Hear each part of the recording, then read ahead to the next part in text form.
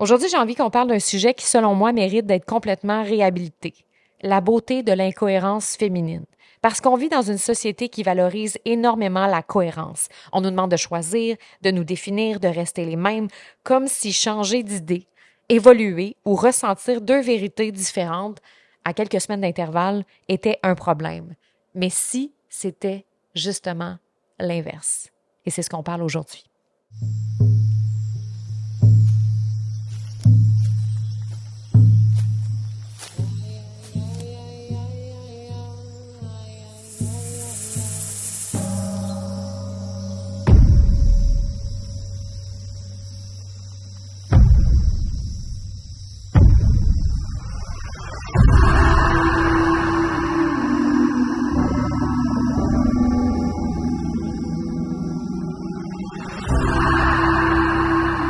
Aujourd'hui, c'est terminé de se taire. T'es pas ici pour plaire, mais pour partager un message, une vérité, une vision pour le monde. Ta voix porte quelque chose de plus grand que toi.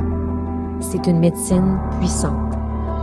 Dans ce podcast, on explore la puissance de la voix féminine, celle qui guérit, celle qui dérange, celle qui allume les révolutions. Parce que t'es ici pour créer quelque chose de grand avec ta voix, pour partager ce qui est en dedans de toi.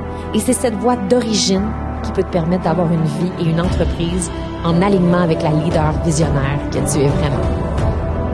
Je suis Stéphanie Mété, alchimiste de la voix, et depuis 7 ans, j'ai accompagné plus de 1000 femmes en francophonie à amplifier et monétiser leur voix pour faire rayonner leur expertise.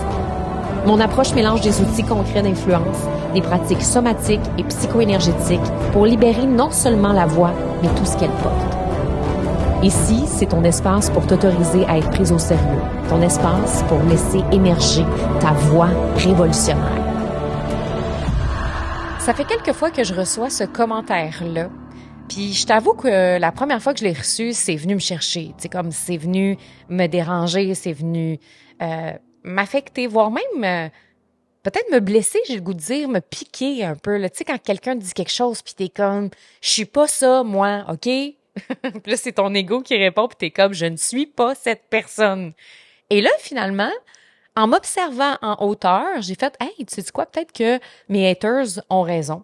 Peut-être que les gens qui me critiquent ou me reprochent ou me disent cette chose-là, peu importe leur intention en arrière, puis tu sais, c'est pas toujours négatif, ben peut-être qu'ils ont raison dans le fond.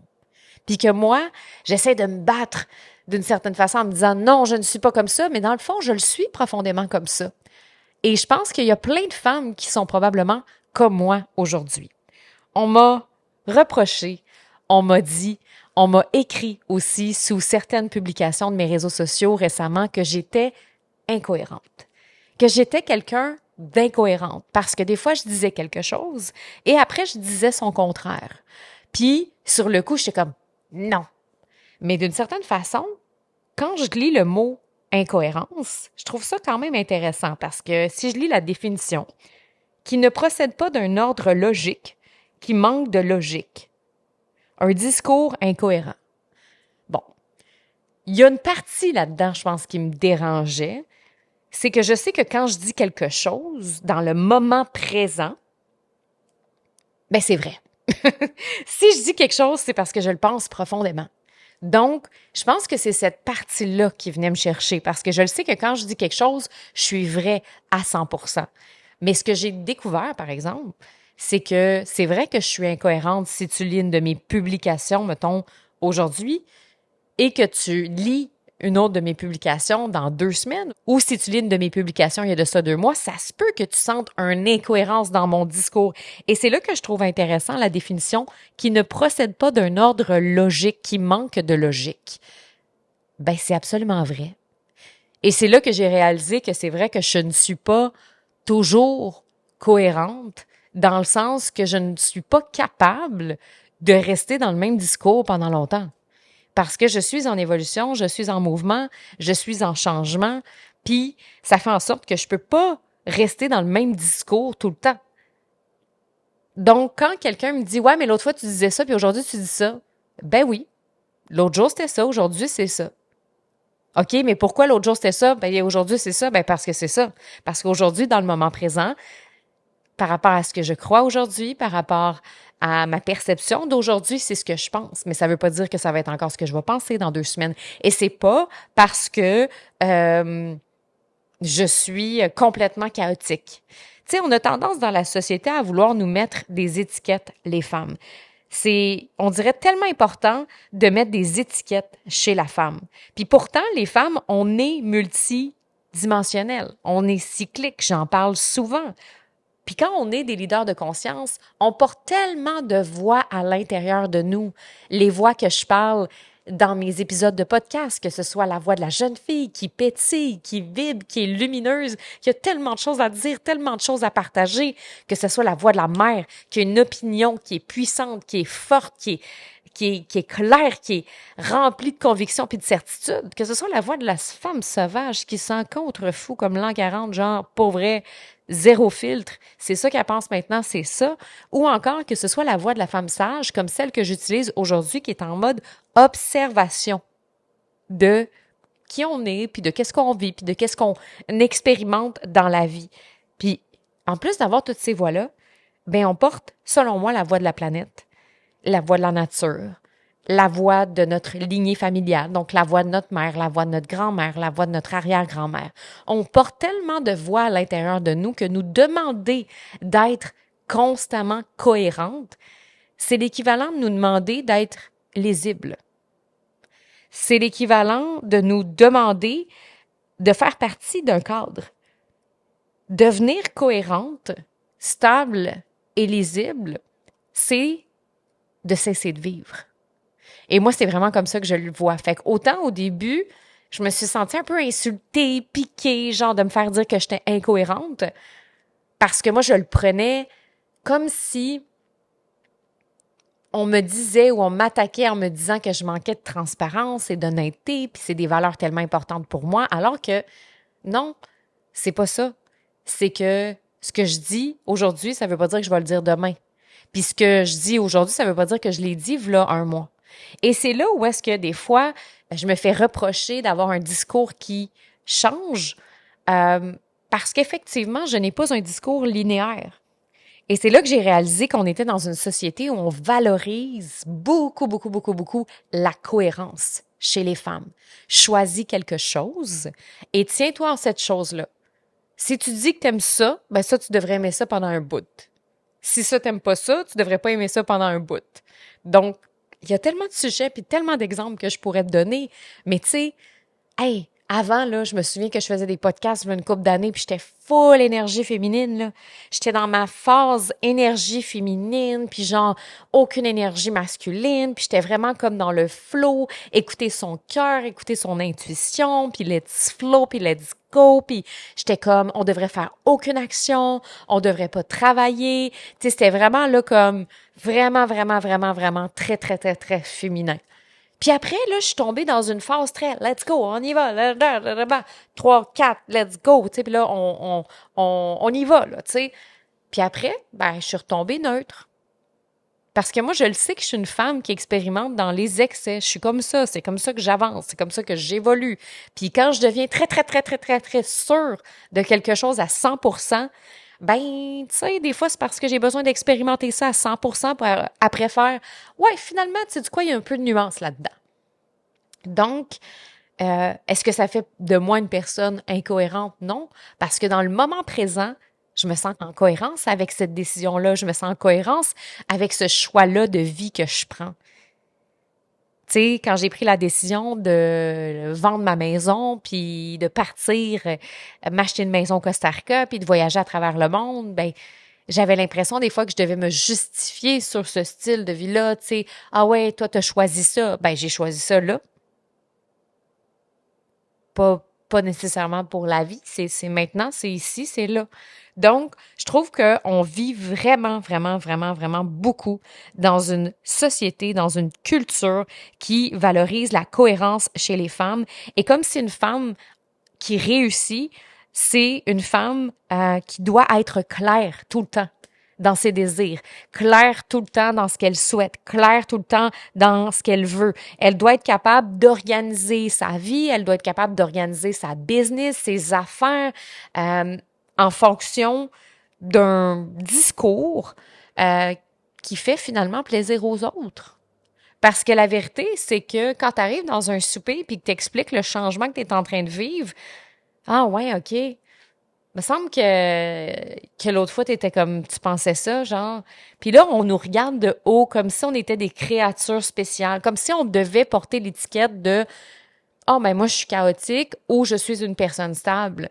Donc, c'est comme si on laisse pas de choix euh, dans notre culture. C'est soit que t'es cohérente, c'est soit que t'es incohérente. Il n'y a pas d'entre-deux. C'est soit que tu es chaotique, c'est soit que tu es une femme sérieuse et ambitieuse.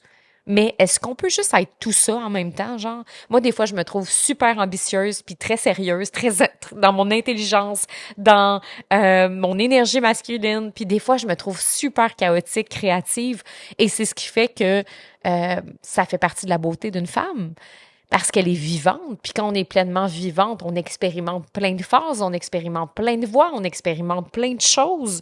Et je suis tannée de vivre dans cette culture-là de valorisation de la cohérence chez les femmes, comme s'il fallait s'organiser d'une certaine façon, puis aussitôt qu'on se met à hésiter.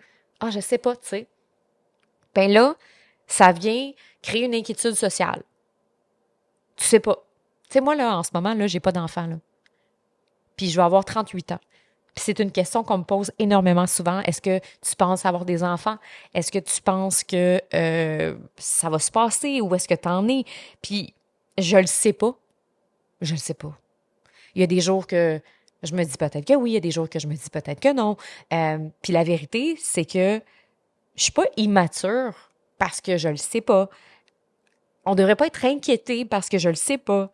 C'est juste que c'est comme si on n'autorise pas la femme d'être en réflexion, d'être en construction, d'être en hésitation. C'est comme s'il faut être ça.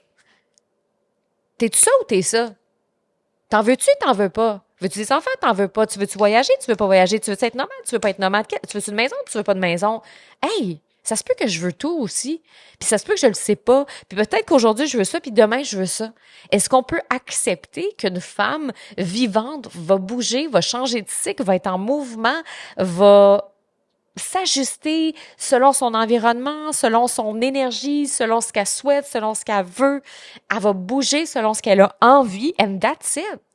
Je trouve qu'on parle beaucoup de cohérence dans la société comme si c'était un état permanent et que ça devait être un état permanent. Tu prends une décision dans ton entreprise. Tu décides que ce que tu veux le plus au monde, c'est par exemple de travailler en équipe. Je le sais. Moi, je l'ai eu, cette phase-là de je veux vraiment travailler en équipe. Et là, après, je veux plus travailler en équipe. Et là, après, je veux travailler en équipe. Je l'ai vécu, là. Donc, tu prends une décision, puis c'est vraiment la décision que tu penses qui est la mieux pour toi à ce moment-là. Mais là, après, tu décides que tu as évolué, puis que finalement, tu sais, moi, je le sais qu'à un moment donné, je voulais plus d'équipe parce que j'avais vécu des mauvaises expériences, mais aussi parce que moi, il y avait des choses que j'avais pas pris le temps d'exprimer dans mes besoins, dans mes désirs, parce que souvent, c'est de notre faute aussi s'il y a des choses qui fonctionnent pas. C'est facile de dire, je veux plus de chum, je veux plus d'équipe, je veux plus de business, je veux plus ci, je veux plus ça. Puis des fois, on est un petit peu drama queen sur le coup quand on dit ça, puis on réalise que, ah oui, ben finalement, j'avais pas nommé mes besoins, j'avais pas nommé mes désirs, j'avais pas mis mes limites. Et là, on réalise qu'on a le goût de donner une autre chance, mais de se donner une autre chance avec un conjoint, avec une équipe, avec des décisions que peut-être qu'on s'était dit, plus jamais je vais prendre cette décision-là, mais que finalement, ça change, ça évolue. Mais c'est comme si dans la société, on exigeait des femmes que la cohérence soit un état permanent. Tu prends cette décision-là, c'est ça qui est ça. Puis en business, encore plus. Tu veux ça ou tu veux pas ça? Là, il faut que tu décides. Faut que tu décides de ta niche, faut que tu décides de ton offre, faut que tu décides de ci, faut que tu décides de ça, faut que tu décides. Mais j'ai envie de te poser la question, est-ce que tu connais la cohérence cardiaque? La cohérence cardiaque, c'est une respiration qu'on fait pour apaiser le système nerveux, pour baisser le niveau de stress aussi. Fait que si aujourd'hui, je suis stressée, puis que là, je me sens agitée, bien là, je pourrais faire 6 respirations par minute. Et là, ça viendrait réguler mon système nerveux. Et ça me ferait du bien, ça me calmerait, ça apaiserait mon niveau de stress. Mais c'est pas parce que je fais la cohérence cardiaque aujourd'hui que dans 5 jours, ben je serai pas stressée. Ça se peut que dans 5 jours, je vive quelque chose dans ma vie, puis que là, je sois agitée, puis que là, je cours partout, puis que là, je me sens vraiment stressée. Mais comment ça que ça marche, ça n'a pas marché, la cohérence cardiaque, je l'ai faite il y a 5 jours? Parce que quand je l'ai fait, ça a eu un impact, parce que je le vivais dans le moment présent. J'ai fait la cohérence cardiaque parce que je vivais un moment de stress, mais c'est pas parce que je le fais aujourd'hui que l'état va être permanent pendant 5 jours. Parce qu'il y a plein de choses qui se passent dans la vie. Il y a plein d'événements, il y a plein de personnes qu'on rencontre, tout est toujours en mouvement, puis ça bouge. Donc, dans 5 jours, ça se peut très, très bien que la vie change, les stimuli changent, puis mon système change, hein? Donc, ce qui est assez particulier, c'est que dans la société, on exige aux femmes une cohérence permanente dans leurs idées, dans leurs décisions, dans leur identité, dans leur business. Et je trouve ça intéressant parce que c'est comme si la cohérence d'une femme est évaluée sur le fait qu'elle répète la même chose pendant 10 ans, au lieu qu'elle soit évaluée sur ce qui est profondément aligné avec ce qui est vivant en elle aujourd'hui. Et c'est tellement ça qu'on devrait poser comme question aux femmes, à nos amis, aux gens autour de nous. Est-ce que tu es heureuse aujourd'hui? Est-ce que tu es bien avec ta décision? Est-ce que tu es bien avec ton choix?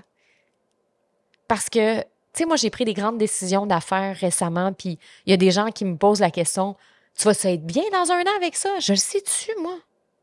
Mes mots disent que je suis bien en esti aujourd'hui, par exemple. Puis je me sens vivante aujourd'hui, puis je me sens remplie de plaisir, puis je suis tellement contente, puis je suis tellement heureuse aujourd'hui dans le moment présent.